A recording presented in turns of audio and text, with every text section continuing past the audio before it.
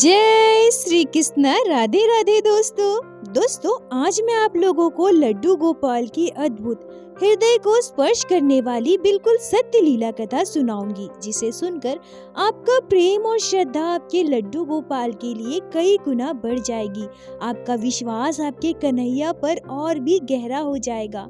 दोस्तों, भक्त के जीवन में जब भी कोई दुख आते हैं वो अपने ईश्वर के पास जाकर रोता है, अपने ठाकुर जी के आगे अश्रु बहाता है, अपने कन्हैया अपने लड्डू गोपाल से कहते हैं, हे माधव, हमने ऐसा कौन सा पाप किया है जो हमारे जीवन में इतने कष्ट आ रहे हैं। हमने तो कभी किसी का बुरा भी नहीं चाहा, हमेशा सबका अच्छा किया है, फिर क्यों हमारे जीवन में इतने कष्ट आ रहे हैं। और ऐसा कहकर बार बार जब भक्त अपने भगवान के आगे अश्रु बहाता है तो यकीन मानिए दोस्तों, आपके ठाकुर जी, आपके लड्डू गोपाल आपके आंखों के आंसू नहीं देख सकते। भगवान सब कुछ बर्दाश्त कर सकते हैं, सब कुछ अनदेखा कर सकते हैं, पर भक्त के आंखों के आंसू को, उनके करुणामय पुकार को कभी भी अनदेखा नहीं कर सकते। अगर आप सच्चे हृदय से एक बूंद भी आंसू अपने कन्हैया के चरणों में गिराते हैं तो वो आंसू कभी भी व्यर्थ नहीं जाते। दोस्तों, आज की यह लीला कथा सुनने के बाद आपको इस बात का एक और प्रमाण मिलेगा कि भक्ति में कितनी शक्ति होती है। वो कहते हैं ना, किस्मत का लेखा कोई नहीं बदल सकता। हाँ, बदल सकता है आपके मन का विश्वास और सच्ची भक्ति। दोस्तों, आज की यह लीला कथा अंत तक सच्चे भाव से श्रवण कीजिएगा। आशा करती हूँ आज की यह लीला कथा आपके हृदय को स्पर्श करेगी। दोस्तों, आज की यह लीला कथा हमारे साथ शेयर की है देहरादून में रहने वाली करुणा सिंह जी ने। करुणा जी हमसे कहती हैं कि मेरा मायका और ससुराल दोनों देहरादून में है। मायके में मैंने कभी किसी चीज की कमी नहीं देखी थी। मुझे जब जो चीज चाहिए होता था, मेरे बोलने से पहले वो चीज मुझे मिल जाया करती थी। मैं बहुत लाड प्यार से अपने मायके में पली बड़ी हूँ और ठीक वैसा ही प्यार और दुलार मुझे मेरे ससुराल में भी मिला। मेरे ससुराल में मैं इकलौती बहू हूँ। मेरे ससुराल में मेरे सासू माँ, ससुर जी मेरे हस्बैंड है। सभी मुझसे बहुत प्यार करते हैं, मुझे कभी किसी चीज की कमी महसूस होने नहीं देते। करुणा जी कहती हैं कि अगर मैं यह कहूँ कि मैं बचपन से पूजा पाठ करती हूँ, ठाकुर जी की भक्ति करती हूँ, तो ऐसा बिल्कुल भी नहीं है। हाँ, मेरे मायके में लड्डू गोपाल विराजित हैं। मेरी मम्मी, मेरी दादी लड्डू गोपाल की सेवा वर्षों से करती हैं। मैं भी बचपन से लड्डू गोपाल की सेवा अपने घर में देखती आ रही हूँ। बाल गोपाल के लिए बचपन से ही मेरे मन में श्रद्धा भक्ति है। मैं लड्डू गोपाल से बहुत प्रेम करती हूँ, पर जैसे नित्य सेवा मेरी मम्मी और दादी किया करती थी, वैसा मैंने कभी भी नहीं किया, क्योंकि मैं हमेशा पढ़ाई लिखाई में व्यस्त रहती थी। लड्डू गोपाल की सेवा का मुझे समय नहीं मिल पाता था, और सच कहूँ तो बाल गोपाल की नित्य सेवा करने की भावना मेरे मन में भी कभी नहीं जागी थी। करुणा जी कहती हैं कि जब मेरी शादी फिक्स हुई और मेरी शादी की डेट जैसे जैसे नजदीक आने लगी, पता नहीं क्यों मेरा मन लड्डू गोपाल के लिए बहुत व्याकुल होने लगा। मैं बहुत दुखी हो गई। मैं यह सोचने लगी कि जब मैं ससुराल चली जाऊंगी तो लड्डू गोपाल के बिना कैसे रहूंगी। मैंने कभी सोचा भी नहीं था कि लड्डू गोपाल से दूर होने पर मुझे इतना दुख होगा। मैंने लड्डू गोपाल की नित्य सेवा तो कभी नहीं की थी, परंतु मैं बाल गोपाल से दिल से जुड़ी हुई थी। मैं अपने मन की हर एक बात लड्डू गोपाल से कहा करती थी। करुणा जी कहती हैं कि मेरी शादी से कुछ दिनों पहले की बात है। सभी बैठकर बातें कर रहे थे, पर मैं बैठे बैठे अपने लड्डू गोपाल के बारे में सोच रही थी। मन में कई बातें चल रही थी। मैं बहुत उदास बैठी थी। तभी मेरी दादी मुझसे कहती है कि क्या हुआ करुणा, तुम इतनी उदास क्यों हो? तबीयत तो ठीक है ना? करुणा जी कहती हैं कि मेरी दादी के इतना पूछते ही मेरी आंखों से आंसू बहने लगे। मैं जोर जोर से रोने लगी। लड्डू गोपाल के लिए मेरे मन में जितने भाव चल रहे थे, सभी मेरे आंसुओं में एकाएक बह गए। मैं कहने लगी, दादी, मैं लड्डू गोपाल के बिना कैसे रहूंगी? मुझे बाल गोपाल से दूर जाने में बहुत बुरा लग रहा है।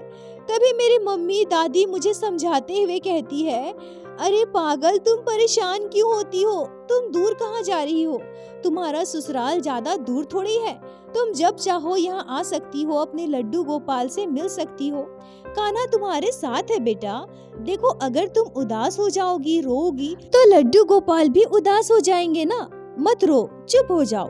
करुणा जी कहती है कि मेरी मम्मी लड्डू गोपाल की ओर इशारा करके कहती है कि देखो बेटा, तुम रो रही हो तो लड्डू गोपाल का चेहरा कैसे मुरझा गया। लग रहा है ना कि वो भी रो रहे हैं। तुम चुप हो जाओ बेटा, ऐसे नहीं रोते। करुणा जी कहती हैं कि बाल गोपाल की श्रीमुख की ओर देखते ही मैं और जोर जोर से रोने लगती हूँ। मेरी उम्र उस समय 23 साल थी। यह मेरे साथ पहली बार हो रहा था जो लड्डू गोपाल के लिए मेरी आंखों से आंसू बह रहे थे। अपने बाल गोपाल से दूर जाने के ख्याल से ही मैं फूट फूट कर रो रही थी। मेरी शादी हुई। शादी के बाद मैं ससुराल गई। ससुराल में भी मुझे बहुत प्यार मिला।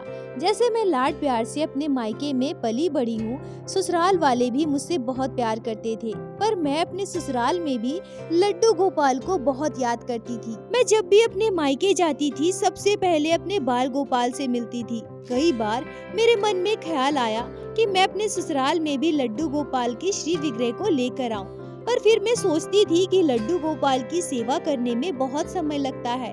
बाल गोपाल के लिए कितना कुछ करना पड़ता है, मैं इतना सब नहीं कर पाऊंगी। और इसी वजह से मैं लड्डू गोपाल की कभी सेवा नहीं ली, ना ही मैंने अपने मन के भाव किसी से कहे। मैं जब भी लड्डू गोपाल को याद करती थी, अपने मायके में वीडियो कॉल कर लिया करती थी, लड्डू गोपाल के दर्शन करती थी, मन ही मन बाल गोपाल से बातें किया करती थी। अपने मन की हर एक बात मैं लड्डू गोपाल से शेयर करती थी। ऐसे ही समय बीत रहा था, पर मेरी शादी को 2 साल बीत गए थे। अभी भी मैं गर्भवती नहीं हुई थी। इस वजह से मेरे मायके वाले, मेरे ससुराल वाले, हम दोनों पति पत्नी बहुत परेशान रहने लगे। हमने बहुत जगह इलाज करवाया, जिसने जहाँ कहा हम वहाँ गए। मंदिरों में गए, भगवान से प्रार्थना की, पर मुझे संतान सुख नहीं मिल पा रहा था। जीवन में किसी चीज की कमी नहीं थी, धन संपत्ति से भरपूर, पर संतान ना होने की वजह से हमारा जीवन बिल्कुल सूना हो गया था। ठाकुर जी की कृपा से मेरी शादी के 4.5 साल के बाद मैं गर्भवती हुई और मेरे लड्डू गोपाल की ऐसी कृपा हुई कि एक साथ मुझे 2 पुत्र संतान की प्राप्ति हुई। बच्चों के जन्म के बाद हम दोनों पति पत्नी बहुत खुश थे। मेरे मायके वाले, मेरे ससुराल वाले सभी बहुत खुश थे। खुशी खुशी मैं अस्पताल से घर आई। मैं लड्डू गोपाल को बार बार धन्यवाद कर रही थी कि उन्होंने मेरे मन की मुराद सुन ली। एक साथ मुझे 2 पुत्र संतान के माँ बनने का सुख दिया। मेरी मम्मी जब मुझसे मिलने मेरे ससुराल आने वाली थी, तब मैंने अपनी मम्मी से कहा कि आप लड्डू गोपाल को साथ लेकर आना। मैं चाहती हूँ कि बाल गोपाल मेरे बच्चों को आशीर्वाद दे। मैं लड्डू गोपाल के दर्शन करना चाहती हूँ। और मेरे कहे अनुसार मेरी मम्मी लड्डू गोपाल को अपने साथ लेकर आई। बाल गोपाल को गोद में लेकर मैं उनसे लाड लड़ाने लगी। अपने बच्चों को लड्डू गोपाल को दिखाकर कहने लगी, ये देखो कान्हा, आपकी कृपा से मुझे 2 पुत्र संतान प्राप्त हुए हैं। हे मेरे कान्हा, मेरे बच्चों की रक्षा करना, ऐसे ही कृपा दृष्टि बनाए रखना मेरे लड्डू गोपाल। करुणा जी कहती हैं कि मेरे ससुराल वाले, मेरे मायके वाले, हम सभी इतने खुश थे कि मैं शब्दों में नहीं बता सकती। लगभग 5.5 साल के बाद हमारे जीवन में इतनी बड़ी खुशी आई थी। इस खुशी के लिए हम पल पल तरसते थे, बहुत रोए थे, लोगों के बहुत ताने सुने थे, पर अंततः लड्डू गोपाल ने मेरी प्रार्थना सुन ली थी। बच्चों के जन्म की खुशी में मेरे ससुराल वाले ने बहुत बड़े पार्टी का आयोजन किया था। बहुत सारे लोगों को आमंत्रित किया था। हमारे नाते रिश्तेदार, पड़ोसी और भी बहुत सारे मेहमान उस पार्टी में शामिल हुए थे। सबने मेरे दोनों बच्चों को आशीर्वाद दिया। 2 बच्चों के साथ खुशी खुशी हमारा जीवन व्यतीत हो रहा था। पर कब किसके जीवन में कैसा समय आ जाए यह कोई नहीं कह सकता। आज हम और आप एक दूसरे से बातें कर रहे हैं, पर पता नहीं कल हमारे साथ क्या हो। करुणा जी कहती है कि अभी हमने ठीक से खुशियाँ भी नहीं मनाई थी। मैंने अपने दोनों बच्चों को जी भरकर निहारा भी नहीं था, पर हमारे जीवन में इतना बड़ा सर्वनाश होने वाला है। मेरे जीवन में अंधकार छाने वाला है। मेरे जीवन की सबसे बड़ी खुशी हमसे छिनने वाली है। यह मैंने सपने में भी नहीं सोचा था। करुणा जी कहती है कि यह घटना आज से 5 साल पहले की है। सबसे पहले मेरे एक बेटे को सर्दी जुकाम हुआ। हम उसे अस्पताल लेकर गए। डॉक्टर ने उसे दवा दिया, पर उसके अगले ही दिन मेरे दूसरे बेटे को भी सर्दी जुकाम हो गया।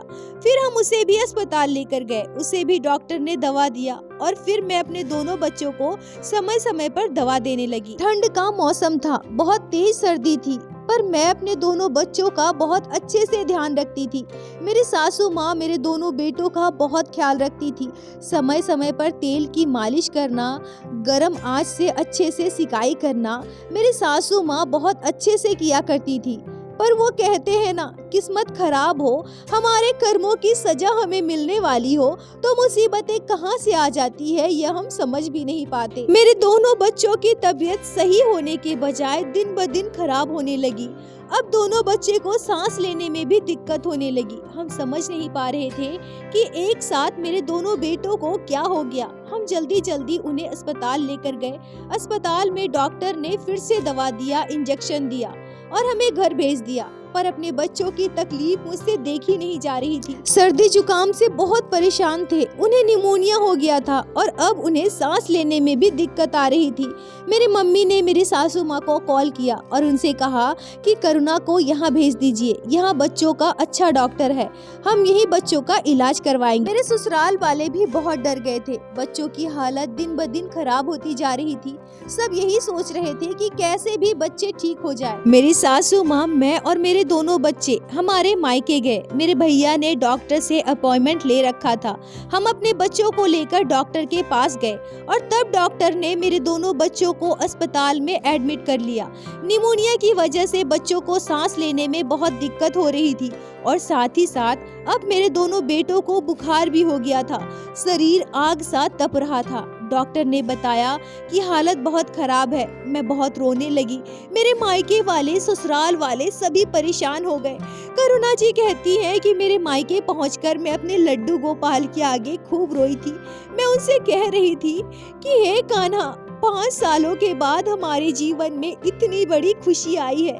आपने मुझे एक साथ 2 बच्चों का माँ बनाया है और फिर मेरे बच्चों को इतना दुख क्यों झेलना पड़ रहा है? मेरे बच्चों को इतनी तकलीफ क्यों हो रही है कान्हा? आप सब कुछ ठीक कर दो ना, मेरे बच्चों को ठीक कर दो कन्हैया। करुणा जी कहती हैं कि मुझे आज भी वो तारीख अच्छे से याद है। 19 नवंबर 2018 दोपहर के लगभग 3:30 बजे अस्पताल में मेरी मम्मी, मैं और मेरी सासू माँ, मेरे हस्बैंड और मेरे भैया थे। हमने अपने दोनों बेटों का नाम आयुष और प्रत्यूष रखा था। डॉक्टर आईसीयू से बाहर आते हैं और हमें बताते हैं कि आपके बेटे प्रत्यूष की हालत बहुत खराब है, कभी भी कुछ भी हो सकता है। इतना सुनते ही हमारा कलेजा कांप गया। मैं बहुत रोने लगी और मैं और मेरे हस्बैंड डॉक्टर के आगे हाथ जोड़ने लगे। उनसे कहने लगे कि डॉक्टर साहब, मेरे बच्चे को बचा लीजिए। डॉक्टर कहते हैं कि भगवान से प्रार्थना कीजिए, सब ठीक हो जाएगा। हम अपनी तरफ से पूरी कोशिश कर रहे हैं। करुणा जी कहती है कि तभी लगभग 2 घंटे के बाद वो होता है जो हमने कभी कल्पना भी नहीं की थी। मेरे बेटे प्रत्यूष की मौत हो गई। मेरा बेटा हमेशा के लिए हमें छोड़कर चला गया। प्रत्यूष की मौत के बाद हम सभी टूट गए थे। मैं जैसे जिंदा लाश बन गई थी। रो रो कर मैं बीमार पड़ गई, पर फिर भी मैं आयुष के लिए जी रही थी। आयुष को मुझे कैसे भी ठीक करना था। मेरा बेटा आयुष अभी भी अस्पताल में भर्ती था, पर भगवान कभी किसी माँ के साथ इतना बुरा ना करे। भगवान कभी किसी परिवार को इतना बड़ा दुख ना दे। अगर इंसान के जीवन में वो खुशी नहीं होती है तो भगवान उसे वो खुशी देते ही क्यों है? वर्षों बाद हमें संतान सुख मिला था, पर भगवान हमसे हमारे दोनों संतान को छीन लेंगे। क्या यह कभी कोई सोच सकता है? करुणा जी कहती हैं कि प्रत्यूष के मौत के लगभग 13 दिन के बाद आयुष की भी मृत्यु हो गई। जरा सोच कर देखिए, क्या बीतेगी उस माँ पर जो अपने दोनों बच्चों को खो दे?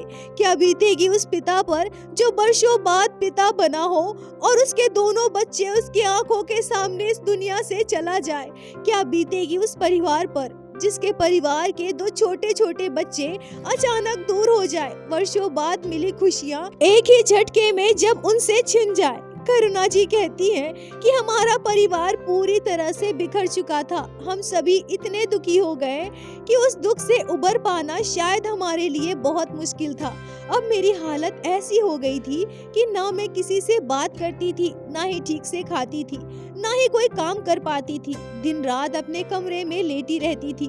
मेरी हालत देखकर मेरे ससुराल वाले भी बहुत दुखी रहने लगे।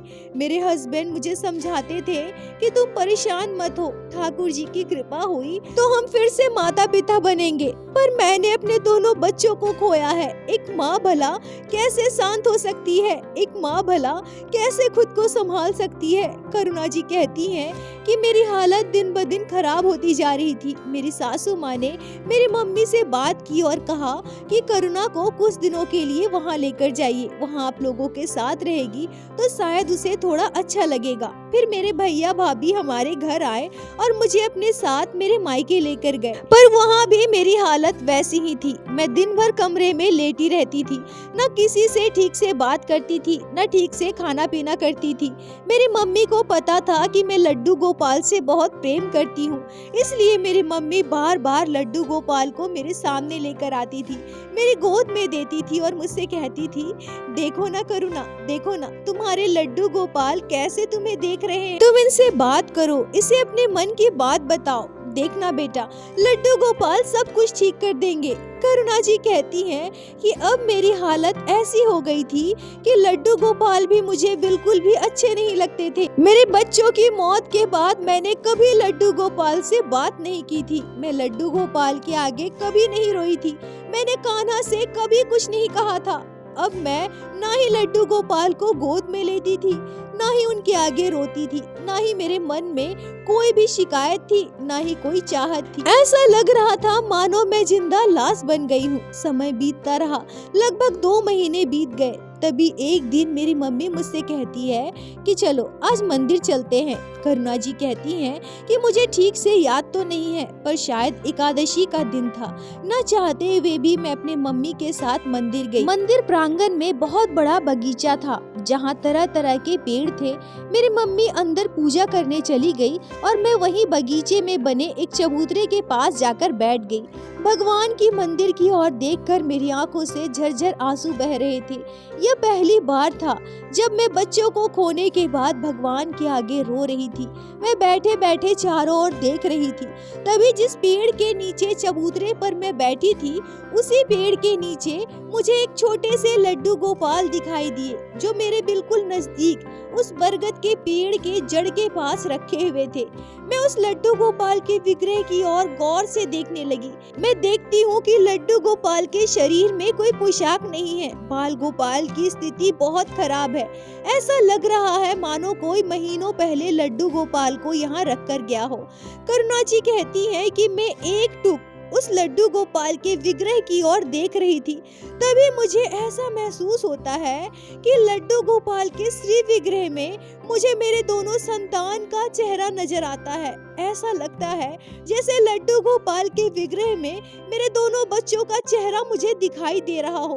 मैं झट से लड्डू गोपाल को उस पेड़ के नीचे से उठा लेती हूँ और अपनी गोद में लेकर उन्हें सीने से लगा लेती हूँ। मैं दोबारा लड्डू गोपाल के श्रीमुख की ओर देखती हूँ। ऐसा लग रहा है मानो बाल गोपाल करुणा भाव से मुझे देख रहे हैं, मुझे निहार रहे हैं। लड्डू गोपाल के श्री विग्रह को अपने सीने से लगाकर मैं रोने लगती हूँ। मुझे लगता है मेरे दोनों बच्चे लड्डू गोपाल के विग्रह में हैं। मैं लड्डू गोपाल के विग्रह पर हाथ फेरती हूँ। उनके ऊपर कोई वस्त्र नहीं था।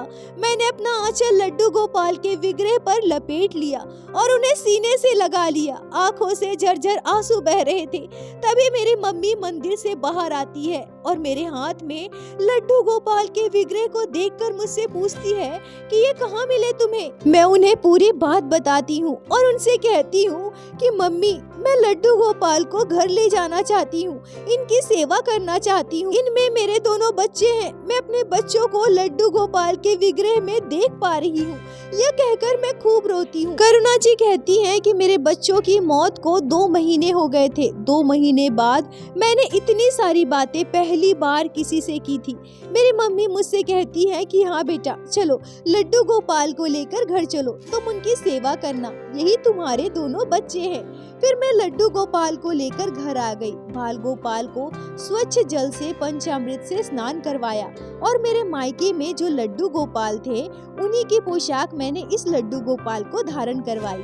बाल गोपाल को अपने मायके के मंदिर में पहले से विराजित लड्डू गोपाल के पास ही विराजित किया और उनकी सेवा करने लगी। लगभग 15-20 दिनों के बाद मुझ में कुछ हिम्मत आई। मैं पहले से बहुत बेहतर हो गई। अब मैं सुबह शाम लड्डू गोपाल की सेवा किया करती थी, बाल गोपाल से बातें किया करती थी। मैं लड्डू गोपाल के उस विग्रह में अपने दोनों बच्चों को देखती थी। तभी लगभग 1 महीने के बाद मैं अपने घर पर बताती हूँ कि मुझे अपने ससुराल जाना है, और फिर मैं अपने लड्डू गोपाल को लेकर अपने ससुराल चली गई। लड्डू गोपाल की नित्य सेवा मैं अपने ससुराल में करने लगी। मेरी हालत में, मेरी स्थिति में सुधार देखकर मेरे ससुराल वाले, मेरे मायके वाले सभी को राहत मिली। मैं धीरे धीरे ठीक हो रही थी। लड्डू गोपाल को हमारे घर आए हुए लगभग 3 महीने बीत चुके थे, और तभी बाल गोपाल की कृपा से मैं दोबारा गर्भवती हुई और मैं फिर से एक पुत्र संतान की माँ बनी। मैंने अपने बेटे का नाम कृष्णा रखा। कृष्णा की उम्र लगभग 3.5 साल है। आज लड्डू गोपाल मेरे ससुराल में विराजित है। मेरे ससुराल में सभी बाल गोपाल से बहुत प्रेम करते हैं। लड्डू गोपाल की सेवा बिल्कुल एक शिशु के समान होती है। मैं बाल गोपाल से बहुत प्रेम करती हूँ। आज भी मुझे लड्डू गोपाल के श्री विग्रह में मेरे दोनों बच्चों की छवि दिखाई देती है। लड्डू गोपाल की कृपा से अब हमारा परिवार पूरा हो गया है। करुणा जी कहती हैं कि मैं लड्डू गोपाल से बस यही प्रार्थना करूंगी कि हे मेरे कान्हा, मेरे बच्चों पर ऐसे ही अपनी कृपा दृष्टि बनाए रखे। करुणा जी, आपका बहुत बहुत धन्यवाद जो आपने लड्डू गोपाल की इस अद्भुत लीला को हमारे साथ शेयर की, जिसे मैं हमारे चैनल के माध्यम से बाकी सारे भक्तों तक पहुंचा सकी। अपना साथ और प्यार ऐसे ही बनाए रखें। दोस्तों, बहुत सारे भक्त यह कहते हैं कि मेरे पास इतना समय नहीं है कि मैं लड्डू गोपाल की नित्य सेवा कर सकूं। तो मैं उन भक्तों से बस इतना कहना चाहूंगी कि अगर आप लड्डू गोपाल की नित्य सेवा ना करके, अगर आप भक्ति भाव से लड्डू गोपाल से प्रेम कर लेते हैं ना, फिर भी कन्हैया आपके हो जाते हैं। अरे हमारे कन्हैया तो भक्त वत्सल हैं। वो प्रेम के भूखे हैं, भाव के भूखे हैं। करुणा जी के मात्र प्रेम से रोकर लड्डू गोपाल को पुकारने से मेरे कन्हैया ने करुणा जी की पुकार सुनी और स्वयं उनके घर आ गए। भगवान भक्त के पास कोई न कोई लीला करके अवश्य आते हैं और उनके हर दुख को हर लेते हैं। अगर आपको कृष्ण अच्छे लगने लगे हैं, अगर आपको कृष्ण की भक्ति मिली है, तो आप अपने आप को परम सौभाग्यशाली समझिए। अगर कृष्ण आपके साथ है, आपके लड्डू गोपाल आपके साथ है, तो बड़ी से बड़ी विपत्ति से भी आप निकल जाएंगे। जैसे कि इस लीला कथा में करुणा जी के विश्वास की जीत हुई। इसलिए दोस्तों, प्रत्येक दिन की भांति आज फिर से मैं बस यही कहूंगी कि ठाकुर जी की भक्ति कीजिए, लड्डू गोपाल की सेवा कीजिए, नाम जाप कीजिए और अपने लड्डू गोपाल पर विश्वास बनाए रखें। आपके कान्हा हमेशा आपके साथ है। और मेरे साथ एक बार प्रेम से कहिए, बोलो बाके बिहारी लाल की जय, लड्डू गोपाल की जय, जय जय श्री राधे। दोस्तों, यदि आप लोगों को आज की यह लीला कथा अच्छी लगी हो, आपके हृदय को स्पर्श की हो, तो कृपया वीडियो को लाइक करके अपने दोस्तों के साथ शेयर अवश्य करें, जिससे बाकी भक्त भी लड्डू गोपाल की इस अद्भुत लीला कथा को श्रवण कर सके। और हमारे चैनल को सब्सक्राइब करें, जिससे प्रतिदिन आप लोग हमारे चैनल पे श्री बाके बिहारी श्री लड्डू गोपाल की लीला कथा सुन सके। दोस्तों, यदि आपके जीवन में घटी हो कोई भी चमत्कारी घटना या लड्डू गोपाल ने कभी भी की हो कोई भी लीला, जिसे आप हम सभी के साथ शेयर करना चाहते हैं, तो कृपया हमें इंस्टाग्राम पे मैसेज करें। हम आपसे कांटेक्ट करेंगे और आपकी उस लीला कथा को हमारे चैनल पे बाकी सारे भक्तों के साथ शेयर अवश्य करेंगे। लड्डू गोपाल की कृपा आप पर और आपके पूरे परिवार पर बनी रहे। राधे राधे दोस्तों।